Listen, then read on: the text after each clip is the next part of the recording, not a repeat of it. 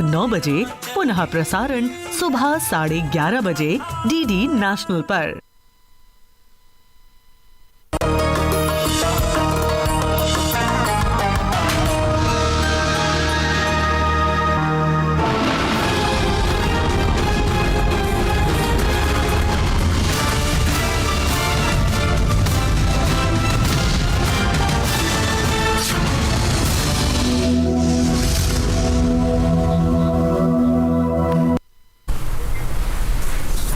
आदाब, मैं मीनाक्षी शोरान हाजिर हूँ हिंदुस्तान के सोशो कल्चरल, इकोनॉमिक और एनवायरमेंटल इश्यूज पर खास प्रोग्राम लेकर। ये है इंडिया। आज के हमारे इस प्रोग्राम में बात ब्राजील में होने वाले COP30 और उसमें भारत के लिए अपॉर्चुनिटीज और चैलेंजेस की। आज हम बात करने वाले हैं उस ग्लोबल इवेंट के बारे में जो पूरी दुनिया के लिए अहम है। बढ़ती गर्मी, बारिश का बदलता मिजाज और एक के बाद एक नेचुरल डिजास्टर्स का सामना, इन सब का सीधा रिश्ता क्लाइमेट चेंज से है। और इन हालात में पूरी दुनिया के लिए COP एक ऐसा प्लेटफॉर्म है जहां दुनिया भर के मुल्क मिलकर इन हालातों से निपटने का हल ढूंढते हैं और कोशिश ये करते हैं कि क्लाइमेट चेंज के असर को कम कैसे किया जा सकता है। इस साल ब्राजील के बेलेम शहर में जारी SOP30 की मीटिंग इसी सिलसिले की एक कड़ी है, जिसका खास मकसद 2015 में किए गए पेरिस एग्रीमेंट के जो वादे थे उनको हकीकत में बदला जाए। अब समझने वाली बात यह हो जाती है कि भारतीय शहरी होने के नाते और एक मुल्क के तौर पर हमारे लिए इस मीटिंग का सरोकार क्या है, और एक मुल्क के तौर पर हमारे लिए क्या इसमें कोई अपॉर्चुनिटी है, और एक शहरी के तौर पर अगर हम देखें तो क्या हमारे लिए किसी तरह का कोई चैलेंज आने वाला है। इन्हीं बातों को डिटेल में हम समझेंगे। हमने इनवाइट किया है दो खास मेहमानों को। हमारे साथ स्टूडियो में मौजूद हैं TERI school of advanced studies में फैकल्टी और energy economics doctor Gopal Sarangi sir, welcome to the studio. और renewable energy sustainability industrial decarbonisation company के एग्जीक्यूटिव चेयरमैन उमेश सहदेव जी को। Sir, welcome to the studio. Thank you. तो उमेश जी, पहला सवाल मैं आपसे जानना चाहती हूँ, क्योंकि अब SOP30 है, उससे पहले और SOPs हुए हैं, बावजूद उसके भी अगर हम टेम्परेचर्स में देखें तो एक इंक्रीज देखा ही जा रहा है। ग्लोबल वार्मिंग, ग्लोबल चेंज, इन सब चीज़ों की हम बात कर रहे हैं। सो हमारी अब जो एक्सपेक्टेशन है वो SOP30 से, जो कि ब्राज़ील में होने जा रही है, इससे है। What we can expect? First of all thank you very much कि मुझे आपने यहाँ बुलाया और मैं इस पे बात करने के लिए आया हूँ यहाँ पर। पहली बात, जो ब्राज़ील काफ़ी इम्पोर्टेंट ये कॉप रहेगी, क्योंकि ये पेरिस 2015 के बाद की 10 साल के बाद ये जो कॉप हो रही है, इसका सारा सरोकार थोड़ा चेंज हो गया है। पहले हम जैसे कमिटमेंट में चल रहे थे, that was the phase of commitment, and this particular Brazil COP has insisted on what is the delivery part of it. So we call it this way as Brazil ने जैसा बोला है कि COP of truth. COP of truth क्या है कि हमने 10 साल से पहले से हम ये लगे हुए हैं कि हमारी ये कमिटमेंट्स होने चाहिए, इतने एमिशन रिड्यूस करेंगे, हमारी नेट जीरो पाथ ये होगा। That has been the commitment, that has been the promises which we have been making. But अब जो लग रहा है कि हमारा जो सारा पाथ है वो चेंज हो गया है, और चेंज करके हम ये डिसाइड हुआ है कि अब हमको डिलीवरी के ऊपर बताया जाए कि हम क्या डिलीवर कर रहे हैं। तो इसको हम कॉप ऑफ डिलीवरी कह सकते हैं इस वक्त। तो अब ये क्या है कि इस में जो अभी तक बात हुई है, क्योंकि अभी तक कॉप चालू है, it is up to 21 November, right. तो इसके अंदर जो मेन चीज उन्होंने की है कि जो emphasis has been shifting from emissions and energy to forest and farmers and communities basically, क्योंकि 1/3 ऑफ अवर क्लाइमेट मिटिगेशन जो हम सोच रहे हैं अभी डिसाइड हुआ है, that is for from the farmers, from the forest and from the communities where they can contribute for the climate change mitigation. So it's very important for India, क्योंकि India is taking lead. हमारे आदरणीय प्रधानमंत्री जी ने life cycle for lifestyle for environment जैसे बताया उन्होंने, Glasgow में बताया था 5 साल पहले। आज उस चीज को ब्राजील ने पूरा अडेप्ट किया है मेरे हिसाब से। क्योंकि ये अडेप्टेशन जो है ये एक इंडिया की बहुत बड़ी, आप समझे कि एक जीत समझ सकते हैं, या एक बिल्कुल लीडरशिप है उसकी, हमारी कंट्री की, जो हम आगे लेके जाएंगे। क्लाइमेट चेंज को कैसे मिटिगेट करना है, ये हमारे जो पुराने हमारी इंडियन नॉलेज सिस्टम है, पुराने हमारे सभ्यता जो है, ये हमको हमेशा बताया कि हम how sustainable life we can spend, and that is what हमारे प्रधानमंत्री जी कहते रहे हैं कि there is the mission is started, life mission in Glasgow में उन्होंने स्टार्ट किया था, और आज उसकी पूरी अडेप्टेशन मैं समझता हूँ कि ब्राजील में बेलम में हुई है।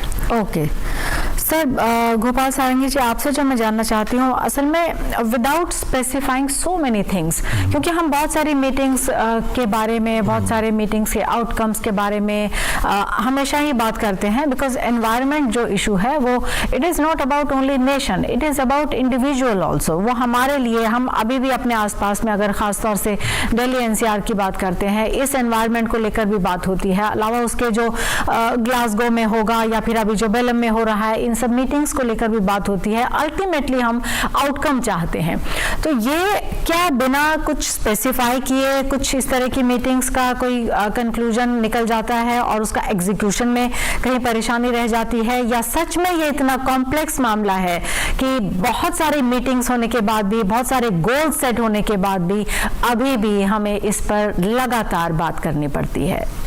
बिल्कुल, धन्यवाद मुझे यहाँ बुलाने के लिए। पहले तो मैं उमेश सर ने जो बोला है उसको थोड़ा सा आगे मैं डिस्कशन करना चाहता हूँ, इसको हिस्टोरिकल एक बैकग्राउंड देना चाहता हूँ, क्योंकि हमारा जो COP30 है, 30 इयर्स हो गया, ये कॉन्फ्रेंस ऑफ पार्टीज़ का इवेंट होता है। कॉन्फ्रेंस ऑफ पार्टीज़ मतलब पार्टी जहाँ पे देश को बोलते हैं। हम अगर देखेंगे, जैसे सर ने बताया, 10 साल हो गया हमारा पेरिस एग्रीमेंट को। सो पेरिस एग्रीमेंट जो हुआ था 2015 में, उसमें लगभग 194 कंट्रीज साइन किए थे, सो देयर सिग्नेटरीज, कि हमने कमिटमेंट किए थे कि कैसे इंडिविजुअली कंट्रीज के लेवल में एमिशंस को रिडक्शन करेंगे। उसमें एक बहुत इम्पोर्टेंट पॉइंट था जिसको हम बोलते हैं लैंग्वेज में, क्लाइमेट लैंग्वेज में, CBDRRC, common but differentiated responsibilities depending on the respective capabilities. उसका मतलब ये है, क्योंकि ये क्यों आ रहा है, ये इसीलिए आ रहा है क्योंकि जो क्लाइमेट चेंज का प्रॉब्लम आपने जैसे बताया मैडम, ये प्रॉब्लम एक ग्लोबल प्रॉब्लम है, पर प्रॉब्लम को क्रिएट किए हैं प्राइमरली डेवलप्ड कंट्रीज, अगर मैं उस वर्ड को यूज करूं।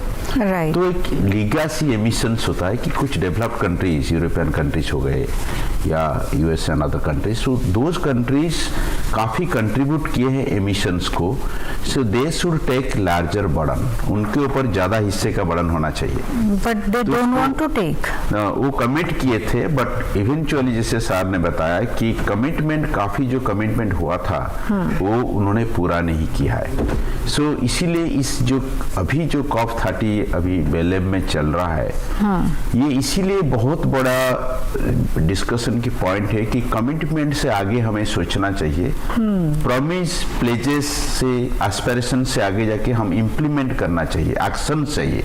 राइट। सो इसको भी actions, COP30 should be based on implementation COP बोलते हैं, एक्शन बेस्ड COP बोलते हैं। तो मैं ये थोड़े से आपको हिस्ट्री देना चाहता हूँ, कैसे कैसे उन्होंने कमिटमेंट को पूरा नहीं किया, जबकि जैसे हमारा जैसे कंट्री, हम लोग ज़्यादा इम्पैक्टेड होंगे, डिस्पाइट दैट हमारा कमिटमेंट को हमने काफ़ी पूरा किया है। मैं ये पहले बोलना चाहता हूँ कि लास्ट ईयर COP में भी मैं था, बाकू में हुआ था, उसमें एक मेजर जो इशू था, एक मेजर इशू था कि आपको फाइनेंस क्यों चाहिए, क्योंकि ये एग्रीमेंट जो पेरिस एग्रीमेंट हुआ था, डेवलप्ड कंट्रीज ने काफ़ी एमिशंस रिलीज किया एटमॉस्फेयर को, उनकी वजह से टेम्परेचर राइज का प्रॉब्लम आ रहा है, तो टेम्परेचर को लिमिट करना जरूरी है। टारगेट था 1.5 डिग्री।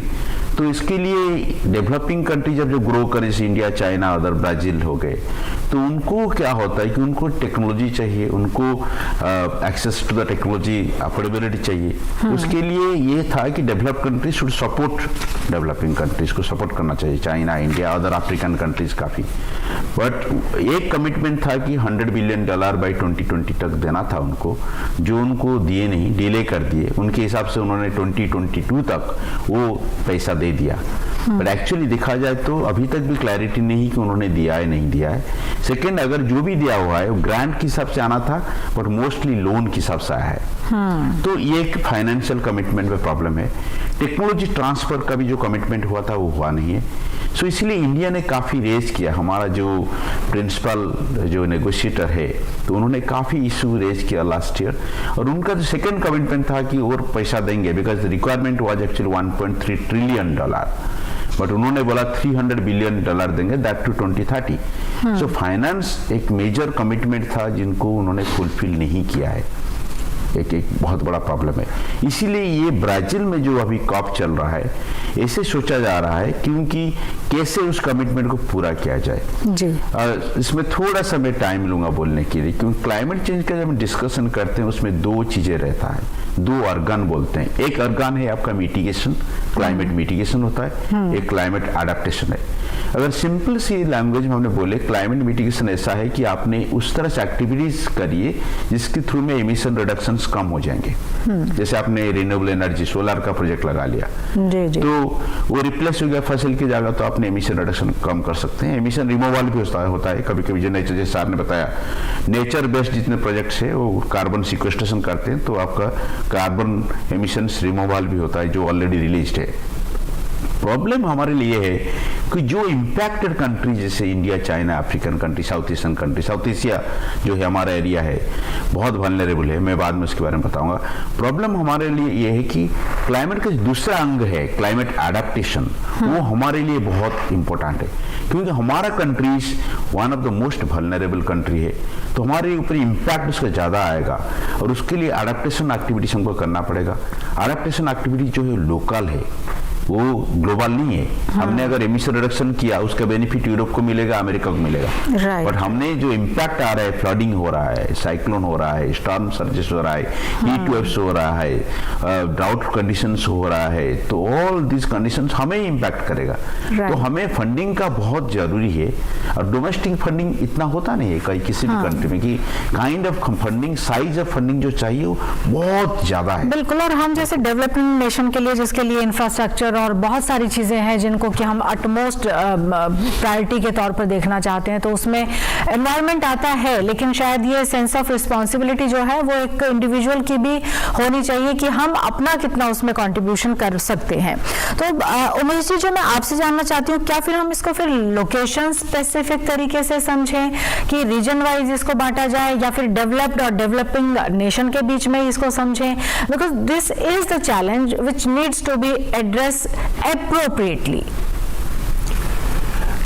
ऐसा जी कि मैं जो समझता हूं कि अब ब्राजील से हम ये इसका जो हमारा पाथवे है थोड़ा चेंज हो रहा है, क्योंकि अभी तक जब हम कहा करते थे कि ग्लोबल साउथ में, जैसे आपने सरंगी साहब ने बोला, बिल्कुल सही बोला इनके कि इतना पैसा है, हम वी नो कि यू नो क्या कहते हैं एनुअली $1 ट्रिलियन से ऊपर it flows into climate finance, but less than 10% actually comes to the developing and the coming of countries in the global south जी।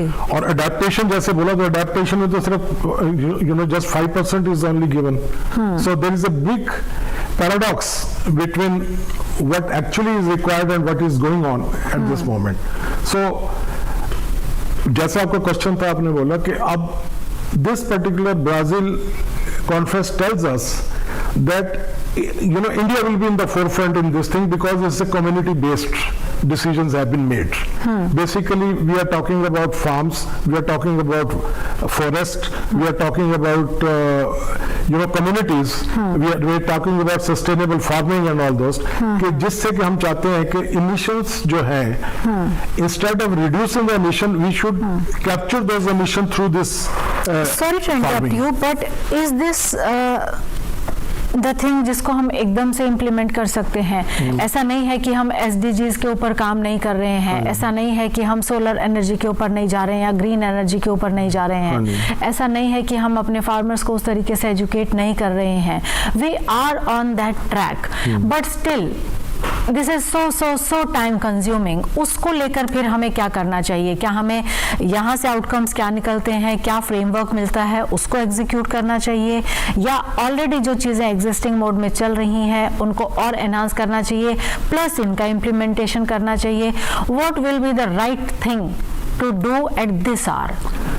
इसमें ऐसा है जी, मैं बिल्कुल, आपने बड़ा अच्छा क्वेश्चन पूछा है। मैं इसके ऊपर काफ़ी दिनों से थोड़ा सा I been trying to put focus on this, जितना मैं कर सका हूँ। फार्मर्स के पास कोई इंसेंटिव नहीं है इस चीज़ को करने के लिए।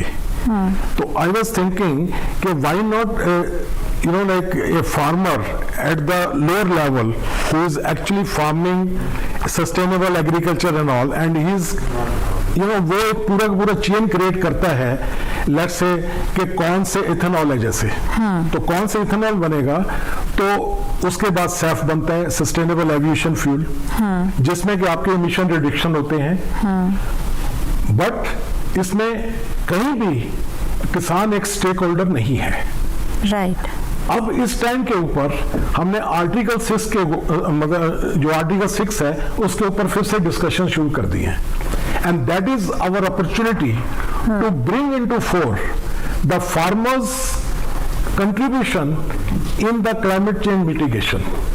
और उसको उसमें अगर कोई बेनिफिट मिलेगा, इंसेंटिव मिलेगा in terms of the carbon credits, then he is going to put more efforts into it, and that will actually generate a complete picture in our farming community कि वो कैसे इसको क्लाइमेट चेंज को इकट्ठे होके उसकी mitigation कर सकते हैं। तो मेरा पर्पज ये, और मेरा ये बिल्कुल मिशन मोड में हूँ मैं इसमें, कि we should be able to take this opportunity of article 6 discussions and try to put new methodologies where farmer is a stakeholder. अभी तक कहीं भी किसी मेथोडोलॉजी में फार्मर स्टेक होल्डर नहीं है।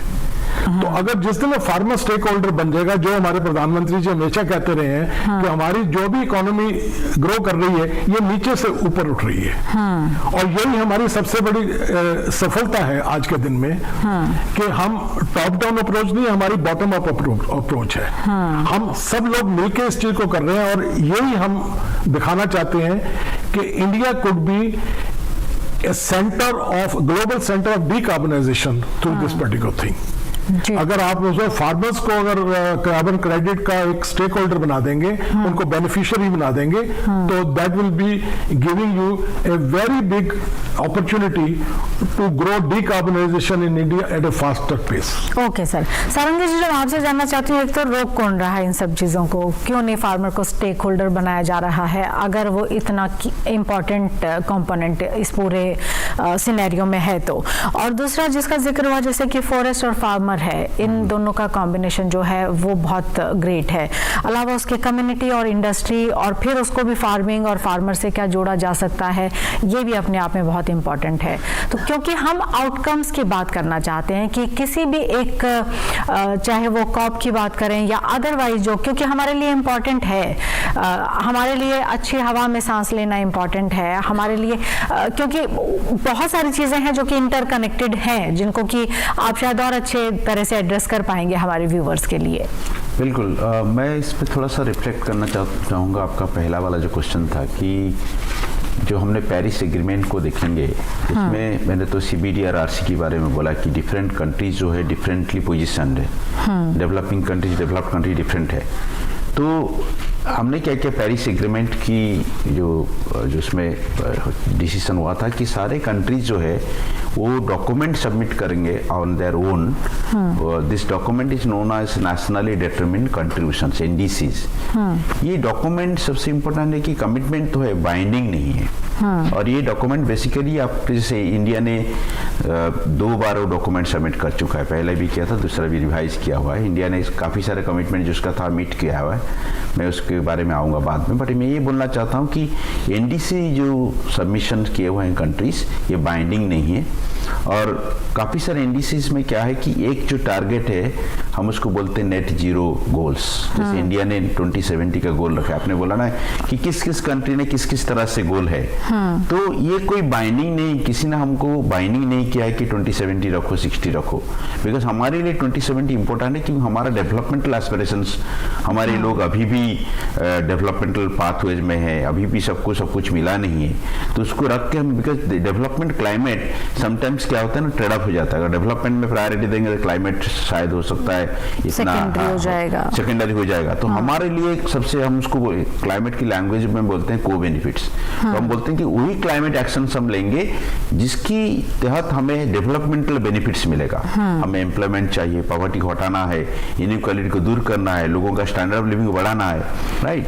तो ये जो चीज है, इसीलिए हमें उसको आंख में रखकर हमने बोले 2070 हमारा टारगेट है। बट काफी सारे कंट्रीज ने डेवलप करने 2050 2045 रखे। आइडियली वो और कम टाइम लेना चाहिए। और एक मुद्दा जो अभी COP30 में इंडिया ने रखा है सबके सामने, मिनिस्टर जो हमारे है ऑनरेबल मिनिस्टर भी उसको पुट फॉरवर्ड किए कि डेवलप कंट्रीज 2050 ना रख के 2030-35 के तहत उन्होंने नेट जीरो होना चाहिए। उन्होंने ही एक्चुअली कल्प्रिट है, उन्होंने काफी सारे एमिशंस का जो रिलीज किया हुआ है उन्होंने किए हैं। तो एक डिस्कशन ये है कि एनडीसीज में क्या कमिटमेंट आपने किया है, क्या आपने मीट किया है। मैं इंडिया ने क्या कमिटमेंट किया था, क्या मीट किया था, I will come back to that later. But what is coming out is that जितने डेवलप्ड कंट्रीज में किए हुए थे काफी सारे मिला नहीं है उनको, मतलब वो कर नहीं पाए। ओनली 2 कंट्री है डेवलप, जैसे नॉर्वे है, बेलारस है। सो दे आर एक्सपेक्टिंग उनका जो 2030 आपने बोला ना, एसडीजी का भी टारगेट है और एनडीसी का भी टारगेट 2030 ही है। तो 2030 शॉर्ट टर्म बहुत बड़ा टारगेट है सारे कंट्री के लिए। तो 2030 का जो टारगेट है, ये देखा जा रहा है कि काफी सारे कंट्रीज उसको मीट नहीं कर पाएंगे क्योंकि उन्होंने उस रास्ते में नहीं है। तो इंडिया ने, आप देखेंगे अगर मैं इंडिया का आऊं तो इंडिया का पहला तो है, India is most vulnerable to climate change, क्योंकि हमारे 80% कुछ स्टडीज बोले हैं 80% डिस्ट्रिक्ट्स, अगर अपने 700 कुछ डिस्ट्रिक्ट से क्लोज टू दैट 600 डिस्ट्रिक्ट जो है हमारे इंडिया में, वो क्लाइमेट वल्नरेबल है, पहला चीज है। दूसरा चीज है, हमारा जो डिफरेंट ज्योग्राफी है, डिफरेंट, बिकॉज हमारा कोस्ट है, हमारा हिमालय भी है, कुछ जगह पे ड्राउट है, कुछ जगह पे साइक्लोनिक स्टार्म है, तो different kind of climate hazards different space में हो रहा है। सबसे बड़ा जो दिक्कत वाले बात जो आने वाले हैं, अगर हम उसको कंट्रोल नहीं करेंगे, हम तो सिटीज में देखते हैं पॉल्यूशन है, बट सबसे बड़ा प्रॉब्लम जो आने वाले हैं उसको क्लाइमेट लैंग्वेज में बोलते हैं स्वैपिंग ट्रेंड। उसका मतलब अगर मैं सिंपल लैंग्वेज में आपको समझाऊं, ये बात है कि जहां पे फ्लड हो रहा है आज, 5 साल के बाद वहां पे ड्राउट हो सकता है, ड्राउट की जगह साइक्लोन हो सकता है। और उसको आपने सपोज आपने कुछ एडाप्टेशन मेजर ले लिया, आपने बोला चलो फ्लड हो रहा है, फ्लड के लिए मैं उसको बैरियर्स कर दिया, आपको दोबारा अगर साइक्लोन आ गया वहां पे या ड्राउट कंडीशन आ गया, तो आपने जो इन्वेस्टमेंट किया हुआ था वो इन्वेस्टमेंट बेकार चला जाएगा। तो हमारे लिए बहुत बहुत चैलेंजिंग है। तो हमारे लिए, बिकॉज हमारा कंट्री जो है मोस्ट वल्नरेबल है, बट हमने छोड़ा नहीं, हमने दोनों तरफ, जैसे मैंने बताया, क्लाइमेट मिटिगेशन में, क्लाइमेट एडेप्टेशन में काफी सारे एक्शंस लिए हुए हैं, और मिटिगेशन में बहुत सारे एक्शन जो लिए हुए हैं हमने अचीव किए हुए हैं। जैसे हमारा एमिशन रिडक्शन का इंटेंसिटी टारगेट था 35%, हमने अचीव कर लिया। हमने हायर टारगेट हमारे लिए रखा 45% बाई 2030। हमारा टारगेट था कि नॉन फसिल का जो एनर्जी होगा capacity, it should be 50% by 2030। हमने 5 साल पहले उसको अचीव कर लिया। हमारे लिए बहुत सारे अलग ग्रीन हाइड्रोजन टारगेट है, न्यूक्लियर मिशन टारगेट है, मिनरल रिसाइकलिंग टारगेट है। तो हमारा जो टारगेट है, हमारा कंट्री बहुत राइट वे में जा रहा है। कमिटमेंट जो एक्चुअली डेवलप्ड कंट्री बोलते हैं, बिकॉज ये जो हम बोलते हैं ना कि देयर इज एम्बिशन गैप है, देयर इज इम्प्लीमेंटेशन गैप है, एक बहुत बड़ा गैप है जो थर्ड गैप है, उसको बोलते हैं परसेप्शन गैप। डेवलप्ड कंट्री सोचते हैं कि developing countries like China, India, Brazil are not doing anything, which is not true. And ये हमारे जो COP30 में ये उनको कन्विंस किया जा रहा है कि look at the countries like us, we don't have adequate resources, despite that we are actually putting our foot forward, saying कि we have already done activities which are not only good for us. जैसे मैंने आपको madam बताया कि mitigation activities जो है वो हमारे लिए सिर्फ बेनिफिट नहीं है, पूरा ग्लोब को बेनिफिट है। एडेप्टेशन एक्टिविटीज हमारे लिए बेनिफिट है, एडेप्टेशन के लिए फंडिंग नहीं है। So we are trying our best की डोमेस्टिक फंडिंग जो है उसको हम यूज करें।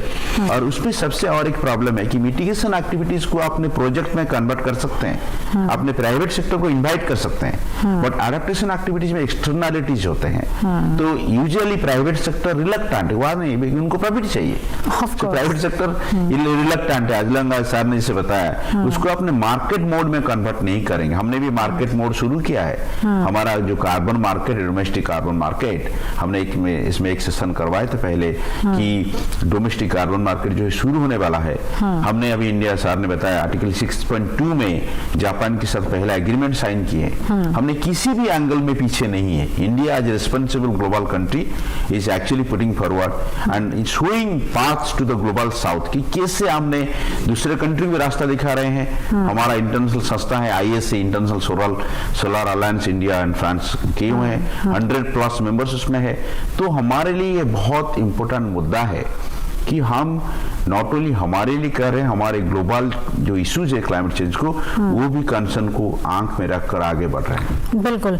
और आपसे जो मैं अब जानना चाहती हूँ उमेश जी, वो ये है कि अपॉर्चुनिटी के तौर पर अगर हम देखें इसमें, तो हम इसको किस तरीके से देख सकते हैं, क्योंकि जैसा सारंगी सर ने कहा, आपने भी कहा कि ये बहुत इम्पोर्टेंट है कि एक प्लेटफॉर्म है और जिसके ऊपर बातचीत हो रही है, लेकिन बावजूद उसके भी बातचीत में हम हमारा फुट फॉरवर्ड कैसे रहे, हम अपने आप को कैसे मजबूती से रख पाएं। जो डेवलप्ड नेशन जिनको कि टारगेट पहले अचीव करने चाहिए थे उन्होंने नहीं किए हैं, और एक अनसेट प्रेशर जो डेवलपिंग नेशन है उनके ऊपर भी वो रिलीज करना चाहते हैं, अपना भी, उन सब से भी ओवरकम करना है, प्लस फुट फॉरवर्ड रखकर कि हमारे ये चैलेंजेस हैं, हमारे ये गोल्स हैं, हम ये कर रहे हैं, और इस पूरे के पूरे प्लेटफॉर्म को एक अपॉर्चुनिटी के तौर पर हम क्या इस्तेमाल कर सकते हैं, और अगर हाँ तो कैसे कर सकते हैं।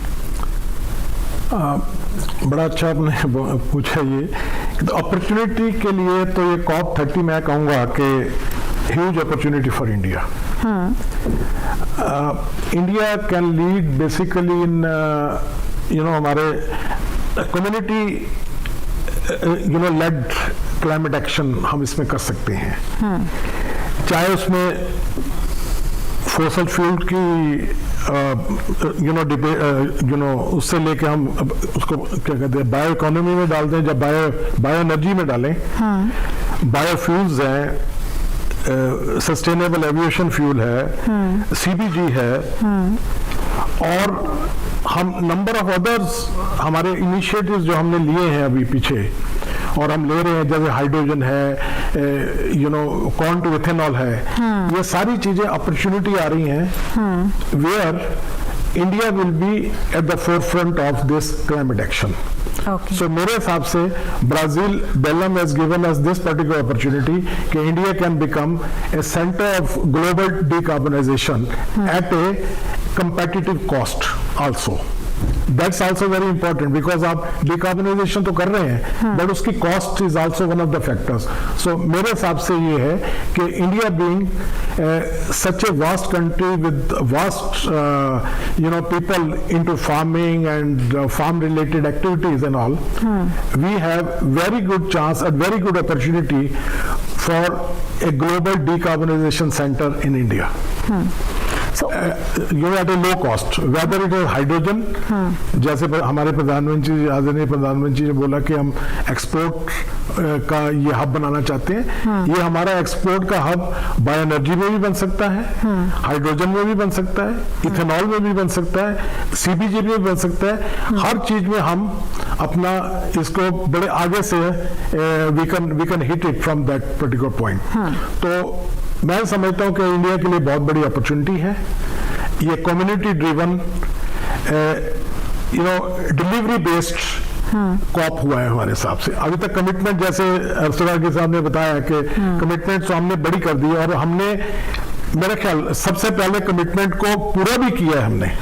India is one of the country with the least resources compare to like those who are basically the emitters in Europe and other places. India emitter ना भी होकर और हमारे पास रिसोर्सेज नहीं भी होकर फिर भी हमने इसके ऊपर बहुत काम किया है। और मैं बताऊंगा कि India is at the forefront of climate action. जी जी। और अब ये ब्राजील ने हमको और अपॉर्चुनिटी दी है जिसमें कि हम farm based, forest based, community based decarbonization lead कर सकते हैं। And we can also bring life which is a life cycle for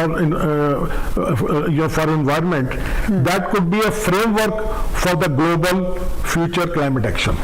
ji sir. Sarangi ji, delivering on the Paris promise ऐसा तो कहा ही जा रहा है, और डिलीवरी की जब बात है तो ऑब्वियसली ये ज़्यादा एक तरीके से ऐसा लगता है कि काफ़ी फ्रूटफुल होने वाला है सब कुछ, लेकिन बावजूद उसके भी जिन जैसे स्टेक होल्डर्स की हम बात कर रहे हैं, तो every individual is a stakeholder. अगर हम क्लाइमेट की, एनवायरनमेंट की, इन सब चीज़ों की बात करते हैं, we all are breathing and एक साफ हवा और बाकी सब चीज़ें एक तरीके से फंडामेंटल राइट के तौर पर उसको देखा जाना चाहिए। लेकिन जो हमारे स्टेक होल्डर्स हैं, जो हमारी पब्लिक है, जो हमारे इंडिविजुअल्स हैं, वो कितना इन सब चीज़ों को अपने अंदर लेकर आ पाते हैं, उसकी अंडरस्टैंडिंग बना पाते हैं, और जो इस तरह के प्लेटफॉर्म्स पर जो डिसीजन मेकर्स बैठकर कोई डिसीजन लेते हैं उसको एग्जीक्यूशन के तौर पर उनको हेल्प आउट कर पाते हैं, और ये कितना इम्पोर्टेंट है कि ये होना चाहिए। आई थिंक ये बहुत महत्वपूर्ण सवाल है, बिकॉज ये जो क्लाइमेट चेंज की बात हम जब करते हैं, पहले तो आपको धन्यवाद देना चाहूँगा मैं आपके प्रोग्राम को, कि आपके प्रोग्राम के थ्रू में एटलीस्ट लोगों को ये पता चलता है कि क्या चल रहा है दुनिया भर में। क्लाइमेट चेंज जो हो रहा है, जो बेलम में 194 कंट्रीज़ का जो रिप्रेजेंटेशन होता है, कंट्री लीडर्स आते हैं, डेवलपर्स आते हैं, इंडस्ट्रीज आते हैं, लीडर्स, सारे लोग आके मिलकर फाइंडिंग आउट करते हैं कैसे क्या सोल्यूशन होना चाहिए, इसके बारे में लोगों को पता होना चाहिए। पहले चीज़ है कि लोगों को अवेयरनेस होना चाहिए कि उनका एक्टिविटी से, इधर उनका है या उनका घर का है, कम्युनिटी का है, तो ये कैसे क्लाइमेट चेंज को पॉजिटिवली नेगेटिवली कंट्रीब्यूट करता है। तो जो पॉजिटिव कंट्रीब्यूशन उसको बढ़ावा देना है, नेगेटिव कंट्रीब्यूशन को कम करना है, ये सबसे बड़ा इम्पोर्टेंट पहला चीज़ है। दूसरा है कंट्रीज़ ने, जैसे इंडिया ने काफ़ी सारे एक्शंस लिए हुए हैं जो इम्प्लीमेंट करने के लिए हमारा स्टेट्स को करना पड़ेगा, इंडस्ट्रीज को करना पड़ेगा, सारे एक्टर्स को इन्वॉल्व होना पड़ेगा। जैसे सर ने बताया कि लिविंग फॉर सस्टेनेबल लाइफस्टाइल जो है लाइफ मिशन है हमारा, वो बेसिकली चाहता है कि बिहेवियरल चेंज। सपोज आपने, मैं मेरे बेटी को बोलूं कि तुम जब जाते हो रूम से कि स्विच ऑफ करते हो ना, नहीं, ये बिहेवियरल चेंज बहुत इंपॉर्टेंट है, क्योंकि हमारा एनर्जी से जो एमिशंस आता है काफ़ी सिग्निफिकेंट है। तो पहला चीज़ इंडिविजुअली अगर बोलेंगे तो बिहेवियरल चेंज जो है कि स्टूडेंट जब हमारा क्लासरूम से बंद करके लास्ट स्टूडेंट क्लासरूम से छोड़ के जाता है, ये बिहेवियरल चेंज चाहिए कि स्विच ऑफ कर रहे हैं ना नहीं, पानी को सही ढंग से यूज़ कर रहे हैं ना नहीं। सो ये सारे बिहेवियरल चेंज तो एक एस्पेक्ट है। दूसरा जो चेंजेस है, जैसे सर ने बताया कि एक तो बॉटम अप चेंजेस है, क्योंकि आपने एग्रीकल्चर सेक्टर इज फोकस्ड है, हम उसको बोलते हैं नेचर बेस्ड सॉल्यूशंस। क्योंकि बॉटम अप चेंजेस मतलब आपने at lower level, ground level में क्या चेंजेस कर सकते हैं। एंड ये बॉटम अप चेंजेस सिर्फ नहीं होता है, इधर टॉप डाउन चेंजेस भी होता है। क्योंकि क्या होता है, अभी कंट्रीज ने, जैसे मैं अगर उस साइड को आऊँ, that is the other side of the picture, कि डेवलप्ड कंट्रीज ने तो पैसा फंडिंग देने के लिए मना कर रहे हैं, इधर डिस्टेंसिंग अवे फ्रॉम कमिटमेंट, जो कमिट किए थे वो फुलफिल नहीं किया है।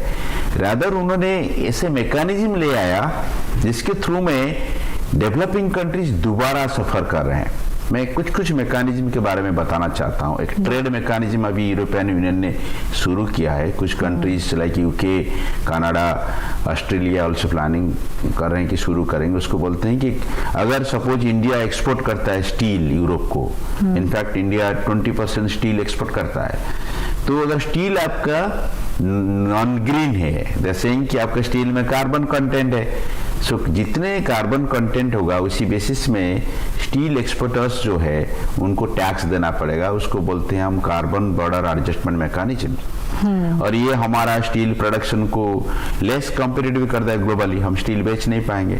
सो ये हमारे लिए चैलेंज है, मेजर चैलेंज है। तो हम इसीलिए डोमेस्टिक कार्बन मार्केट भी लाए हुए हैं। हमने इंडिया पीछे नहीं हटा है, हमने पहला कंट्री है वर्ल्ड में जो ग्रीन स्टील का डेफिनेशन लाए हैं। बिकॉज डेवलप्ड कंट्रीज पूछते हैं कि what is green, tell us, पहले आपके कंट्री में क्या ग्रीन है, किसको बोलोगे ग्रीन, कहाँ पे बाउंड्री लाइन लोगे? तो ये सारे में एक्शन इंडिया लिया हुआ है। ग्रीन स्टील का डेफिनेशन गवर्नमेंट ऑफ इंडिया ने पुट फॉरवर्ड किया है। क्लाइमेट टैक्सोनॉमी के बारे में बोला है, क्योंकि वो डेवलप कंट्रीज बोलते हैं कि अगर आपका प्रोडक्ट जो है ग्रीन नहीं है, यू पे द टैक्स। तो हम चाहते हैं कि डोमेस्टिकली हम कार्बन प्राइसिंग इंस्ट्रूमेंट्स, मैंने जैसे आपको बताया कार्बन मार्केट हमने इंट्रोड्यूस कर रहे हैं 2026 से। पहला नहीं है, हमारा एनर्जी सेविंग्स का भी मार्केट्स था, ईसर्ट्स मार्केट्स करके under PAT scheme, perform achieve trade scheme में, तो उसको हमने आगे जाके कार्बन मार्केट में ला रहे हैं। आर्टिकल 6 विच ग्लोबल कार्बन मार्केट का इंडिया भी हिस्सा है। तो ये सब इसीलिए कर रहा है क्योंकि जो ग्लोबल प्रेशर आ रहा है, आप डोमेस्टिकली चाहो ना चाहो आपको करना पड़ेगा, क्योंकि ग्लोब में कंट्रीज जो डेवलप्ड कंट्रीज बोल रहे हैं कि अगर आप नहीं करोगे तो आपका प्रोडक्ट हम नहीं लेंगे। एक तो मैंने बोला सीबाम के बारे में, दूसरा जो सार का कंटेस्ट को लाता हूँ, कैसे जो बॉटम अप है, जैसे agriculture sector is also not free. जैसे यूरोपियन यूनियन का एग्जांपल देना चाहता हूँ, उन्होंने भी एक प्लान कर रहे हैं, एक ट्रेड लॉ लाए हैं, उसको बोलते हैं European Union trade EUDR, deforestation regulation, EUDR, European Union deforestation regulation. जैसे इंडिया कोकोआ या रबर एक्सपोर्ट करता है यूरोपियन यूनियन को, वो बोलते हैं कि अगर आपने जहां पे रबर प्रोडक्शन किया है, आपने प्रूव करके दिखाओ कि वो रबर प्रोडक्शन डिफोरेस्टेशन नहीं किया है। तो वो डिफोरेस्टेशन को प्रूव करने के लिए, बिकॉज हमारा एग्रीकल्चर डिपेंडेंट कंट्री है, एग्रीकल्चर एक इनफॉर्मल सेक्टर है, अनऑर्गेनाइज सेक्टर है। हमारा 50% to 60% लाइवलीहुड अभी भी एग्रीकल्चर डिपेंडेंट है। 1/3 of the GDP is coming from the primary sector. तो अगर हमको कंप्लायंस करना है, कंप्लायंस में ट्रेसेबिलिटी उसमें क्लॉज है, ये बहुत एक्सपेंसिव हो जाएगा हमारे लिए। हमारे इंडस्ट्रीज को अगर सीबाम मीट करना है तो सीबाम का जो रिक्वायरमेंट्स है, compliance mechanism not easy. So these are international pressures.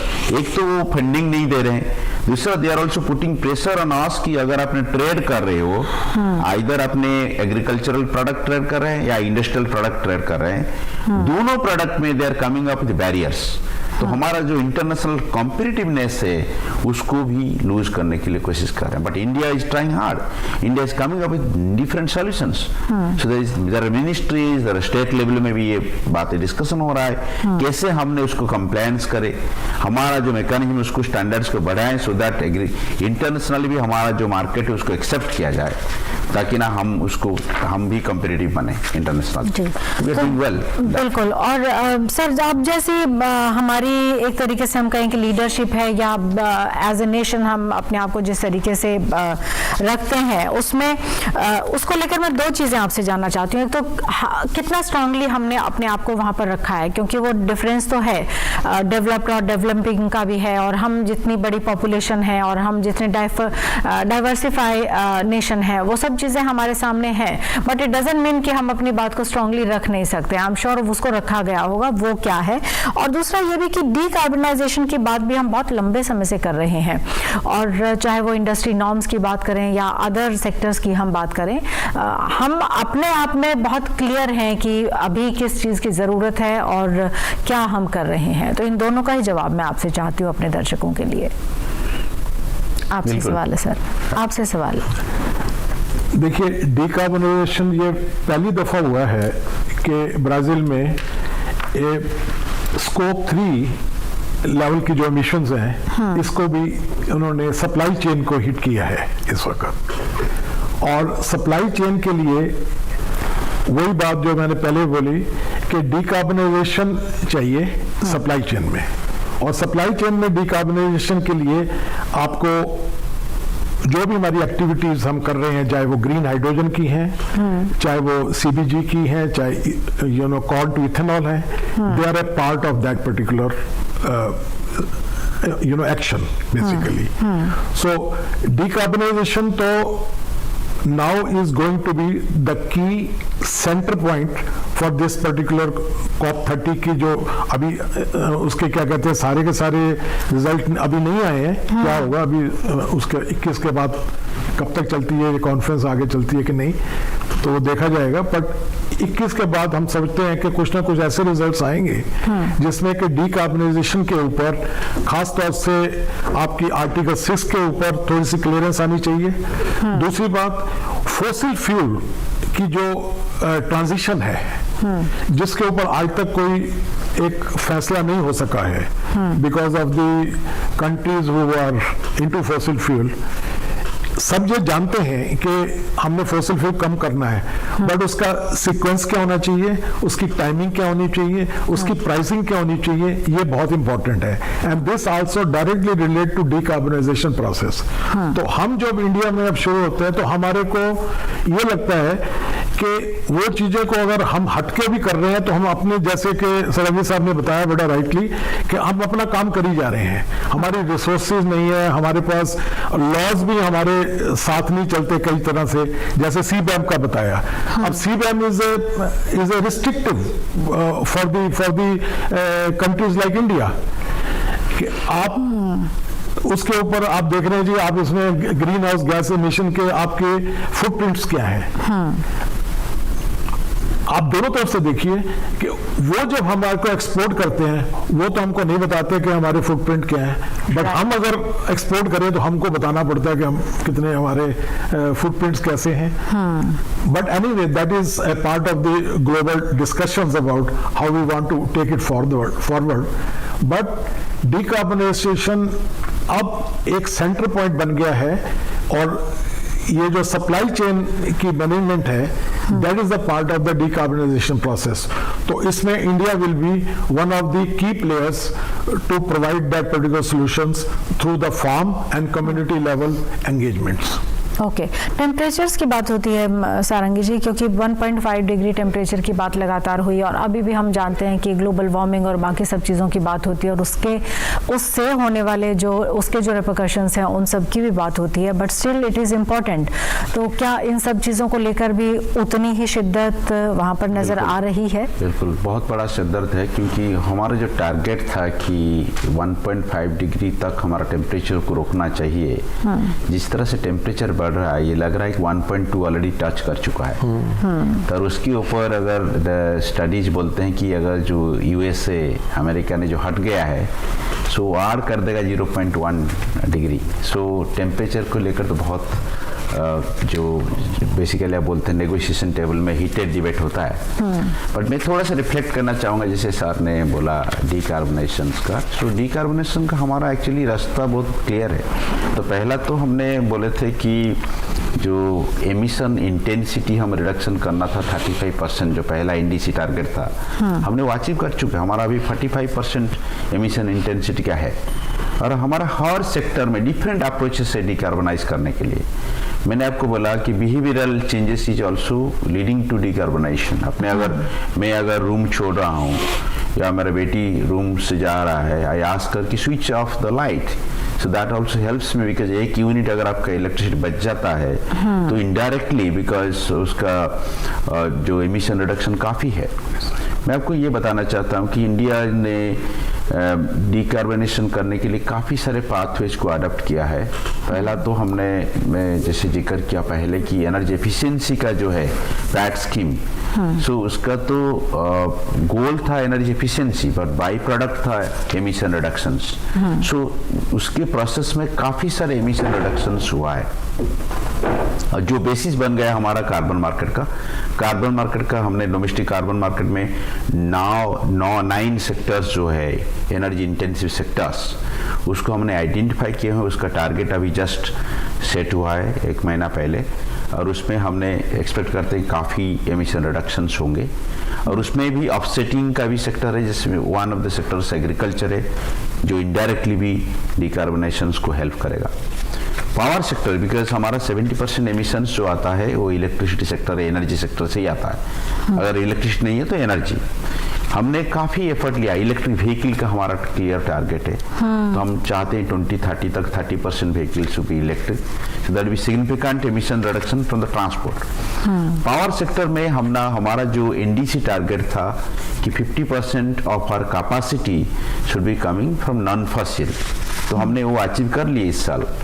तो हमारा जो ट्रैजेक्टरी बहुत ज़्यादा है, हमने करीब करीब मोर देन 250 गीगावाट का जो पावर है वो नॉन फॉसिल सोर्सेस से आता है, हाइड्रो बोलिए, रिन्यूएबल एनर्जी बोलिए, रूफटॉप में स्मॉल स्केल में जो है रूफटॉप सोलर हो गया, या एग्रीकल्चर सेक्टर में डीजल या इलेक्ट्रिक पंप सेट्स को रिप्लेस करने के लिए कुसुम स्कीम है। ये सारे तो डिकार्बोनाइजेशन के पाथवेज है। तो at all level, all scales हमारा डिकार्बोनाइजेशन पाथवेज बहुत क्लियर है। पर हमारे लिए चैलेंज ये है कि इंडस्ट्रियल डिकार्बोनाइजेशन तो करना थोड़ा इजी है, बिकॉज अपने वो एक्टिविटीज को मार्केट में कन्वर्ट कर पाएंगे।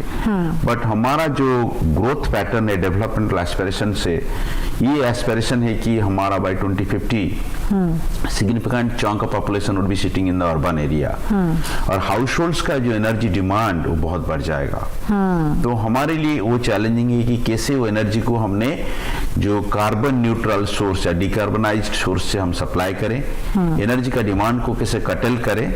हमारा बहुत सारे ऑप्शंस, अपॉर्चुनिटीज उसमें है, एंड चैलेंजेस भी है। बिल्कुल, यस बिल्कुल। तो एक तरह से फॉरवर्ड प्लानिंग जो है वो अच्छी होनी चाहिए, और आई एम श्योर उसके ऊपर भी काम हो रहा होगा। बहुत एक छोटा सा रिएक्शन उमेश सहदेव जी आपसे लास्ट में, आप कितने होपफुल हैं इस COP30 को लेकर, और क्या ग्रीन सिग्नल है आपकी तरफ से इसको लेकर? मैंने जैसे पहले भी बोला कि ये हमारे लिए थोड़ा अच्छा कॉप रहा है, क्योंकि हमारे प्रधानमंत्री जी का जो विजन है जी, लाइफ मिशन, वो उन्होंने एक तरह से अडॉप्ट कर लिया है, वो उन्होंने एग्री कर लिया पूरी तरह से। हम इसके ऊपर लीड ले सकते हैं, और मैं ये चाहूँगा कि इस, जैसे आपने पूछा सरोज जी से पहले, कि हम जो हमारी जो पुरानी सभ्यता है ना, आप बिल्कुल मानेंगे कि ये बिल्कुल सस्टेनेबल लिविंग हमारी एक कोर में था। हमारी कम्युनिटी जो थी वो सस्टेनेबल होती थी। आज भी दिन में भी आप देखिए, आप इंडिविजुअल लेवल पे भी देखिए, हम कोई भी चीज फेंकते नहीं है जब तक उसकी यूजफुलनेस खत्म ना हो जाए पूरी तरह से। तो we basically work on reuse, recycle, reduce. ये तीन चीजें हम ऑलरेडी हमारे मन मस्तिष्क में सब में रहती है। कोई भी नहीं चाहता कि हम कोई चीज को ऐसी, जो चीज जिसमें यूजफुलनेस रही है उसको फेंक दे। तो ये रिसाइकलेबिलिटी, रीयूजेबिलिटी हमारी ट्रेंड है, हमारे जो उसको कह सकते हैं इंडियन नॉलेज सिस्टम जो हमारा पुराना चला आ रहा है, उसका पार्ट है ये, और वही हमारी लाइफ मिशन है जो हमारे प्रधानमंत्री जी आगे लेके जाना चाहते हैं। और मैं बिल्कुल इसके अंदर पूरी तरह से पॉजिटिव हूं कि इस कॉप से life mission will become the framework for climate action. बिल्कुल, वो तो मतलब सिर्फ और सिर्फ फॉसिल फ्यूल्स और इन सब की बात नहीं है, तो एडिबल ऑयल की भी बात करते हैं। और बहुत ही इंपॉर्टेंट है कि देश की जो लीडरशिप है, खासतौर से प्राइम मिनिस्टर जो है इस तरीके की बात करते हैं, और वो एग्जीक्यूट भी होता है, लोग उसको उस तरीके से वेलकम भी करते हैं। बहुत शुक्रिया उमेश जी आपका, सारंगी जी आपका भी बहुत बहुत शुक्रिया हमारे इस शो में आने के लिए। आई एम श्योर आपको ये शो अच्छा लगा होगा। कैसा आपको ये शो लगा है, आप अपनी राय हम तक दे सकते हैं। इसके लिए हमारा ईमेल का पता है dd urduspecials@gmail.com। इसी के साथ हमारी पूरी टीम को इजाजत दीजिए। आदाब। धन्यवाद।